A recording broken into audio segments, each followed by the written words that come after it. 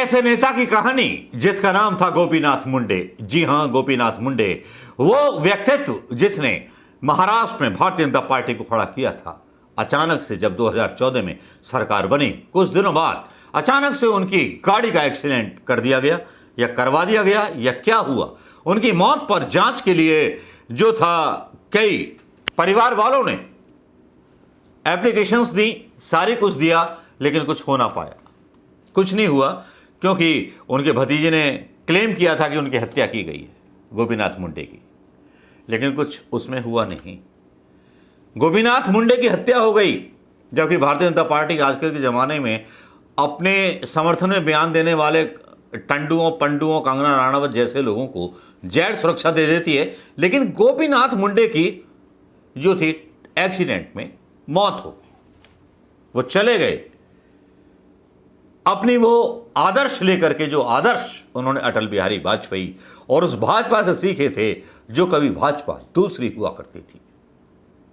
लेकिन यहां यही खलबली बलबली चल रही है महाराष्ट्र की राजनीति में। महाराष्ट्र की राजनीति में गोपीनाथ मुंडे की उत्तराधिकारी पंकजा मुंडे आज संघर्ष करने के दौर पर है।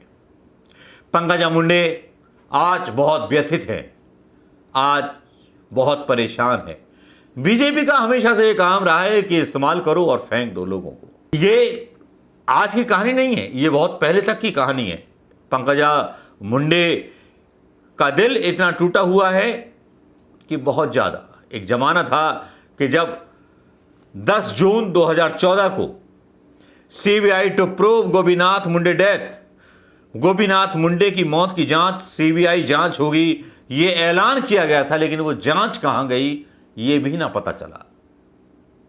ये प्रूफ है, मैं एकदम प्रूफ के साथ डाल रहा हूं आज वीडियो, क्योंकि गोपीनाथ मुंडे की मौत बहुत रहस्यात्मक थी। एक ऐसा मिनिस्टर, उसके आसपास कोई मतलब ट्रैफिक नहीं लगाया गया जब उनका काफिला गुजर रहा था और ट्रक ने उड़ा दिया गाड़ी को हरेन पांड्या की तरह। किसका हाथ था? कौन था वो नामर्द? कौन था वो ट्रक ड्राइवर? कौन था वो ट्रक ड्राइवर का मालिक? क्या ये राज आ पाया आपके सामने? India wants to know. लेकिन उधर महाराष्ट्र की राजनीति में खलबली मच गई है। गोपीनाथ मुंडे को तो रास्ते से हटा दिया गया, लेकिन एक नया चेला आया, फडणवीस, महाराष्ट्र की राजनीति में, जिसको मुख्यमंत्री बना दिया गया। नवा नवा आया था, बना दिया गया। वो मुख्यमंत्री बना और उसने अपनी बाजियां खेलनी शुरू कर दी, और उसने ऐसी बाजियां खेलनी शुरू की कि शिवसेना को भी ध्वस्त कर दिया, सरकारी एजेंसियों का सहारा लेकर के अपना एक ताप बनाया, शिवसेना को भी तोड़ दिया। शिवसेना बस एक कोने में बैठी रही और देखती रही अपने आप को बर्बाद होते हुए उन नेताओं के थ्रू जिन नेताओं को सत्ता और पैसे से प्यार था। विचारधारा कहीं मतलब एक तरह से टूट गई। मतलब जिन लोगों को शिवसेना में लिया था, उन्होंने शिवसेना की विचारधारा और शिवसेना के भाव को ही तोड़ दिया। पैसे ज्यादा भारी पड़े, महाराष्ट्र की सरकार बदल गई, लेकिन यहां बहुत कुछ बदला, और इस तरह से बदला कि पंकजा मुंडे बगावत के सुर में नजर आने लगी। पंकजा मुंडे, गोपीनाथ मुंडे, जो एक माधव समीकरण के एक इतने बड़े नेता थे, जिन्होंने भारतीय जनता पार्टी को महाराष्ट्र में खड़ा किया था। उनकी कमाई पर दवाई और रिश्वत और पैसा कमा रहे थे फडणवीस। फडणवीस तो फडणवीस हैं, लेकिन पंकजा मुंडे का मोहभंग होता हुआ नजर आया, और पंकजा मुंडे जो थी खफा खफा सी नजर आई। पंकजा मुंडे ने सीधे सीधे वहां एक बयान दिया कि भारतीय जनता पार्टी मुझे अपना नहीं समझती, लेकिन मैं समझती हूं। एकनाथ खड़से ने भारतीय जनता पार्टी की नेता पंकजा मुंडे के हालिया बयानों को पीड़ादायक बताया। उन्होंने दावा किया भाजपा पंकजा के साथ बुरा व्यवहार कर रही है। दूसरी ओर कांग्रेस ने अपनी पार्टी में आने का आमंत्रण उनको दे दिया है। पंकजा मुंडे के बयान पर महाराष्ट्र की राजनीति में मतलब जो है गरमाड़ी मतलब हड़बड़ी मच गई है। एनसीपी नेता एकनाथ खड़से ने भाजपा पर हमला बोला है। बाला साहब थोराट जो कांग्रेस के अध्यक्ष हैं, उन्होंने पंकजा को कांग्रेस ज्वाइन करने का ऑफर दे दिया गया है। मैं आपको बता दूं, बीड़ जिले की गोपीनाथगढ़ में पत्रकार से बात करते हुए खड़से ने ये बात कही। एनसीपी नेता पंकजा के पिता गोपीनाथ मुंडे की 9वीं पुण्यतिथि थी, उसका स्मारक का दौरा करने पहुंचे थे। उन्होंने कहा, मैं उनके बयान से काफ़ी असहज महसूस कर रहा हूं। खड़से ने कहा, गोपीनाथ मुंडे के परिवार के सदस्य जिन्होंने भाजपा के विस्तार के लिए आजीवन सेवा की, उनके साथ ऐसा होना दुर्भाग्यपूर्ण है।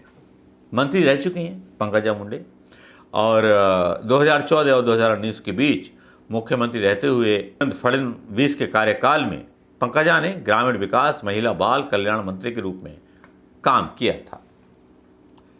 दर्द नितिन गडकरी के सामने कहती हैं पंकजा मुंडे कि मैं गन्ना काटने चली जाऊंगी लेकिन बीजेपी के सामने नहीं झुकूंगी।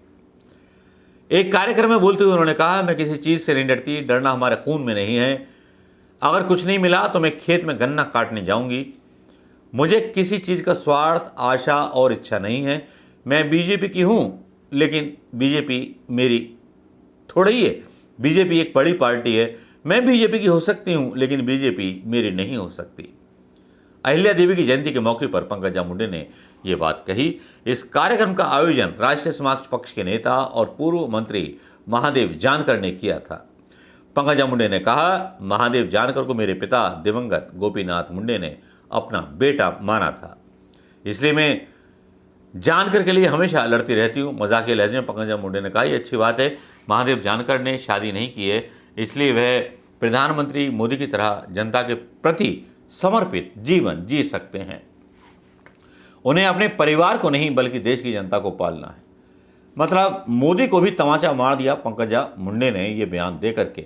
मन से बोलते हुए पंकजा मुंडे ने अपने पिता का एक किस्सा भी सुनाया।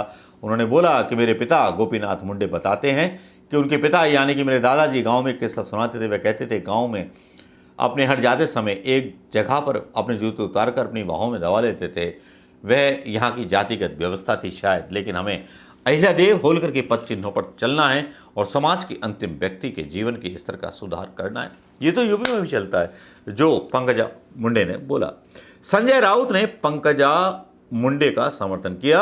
उद्धव ठाकरे गुट के सांसद संजय राउत ने पंकजा का समर्थन करते हुए कहा है कि बीजेपी में है लेकिन बीजेपी उन्हें अपना नहीं मानती। गोपीनाथ मुंडे ने महाराष्ट्र में बीजेपी को बढ़ाने के लिए अपना खून पसीना एक कर दिया गया था, बदले में क्या मिला? एक एक्सीडेंट। सवालों की लिस्ट मैं आपके बीच छोड़े जाता हूं।